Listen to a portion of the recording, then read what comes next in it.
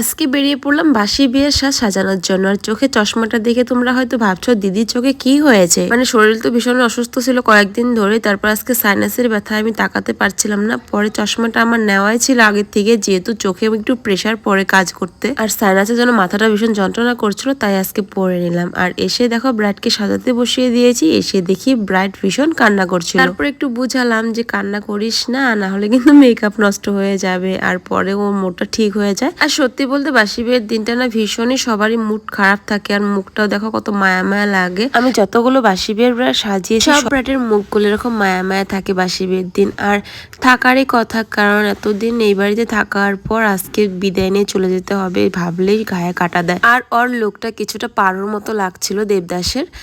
আর দেখো ফ্রেন্ডদের সাথে কথা বলতে বলতে কান্না করে দিয়েছে, বাট মেকআপ কিন্তু কিচ্ছু হয়নি। তো তোমাদের কেমন লাগলো আজকের এই লুকটা কমেন্ট করে জানিও। আর পেজে যদি কি নতুন এসে থাকো পেজটি ফলো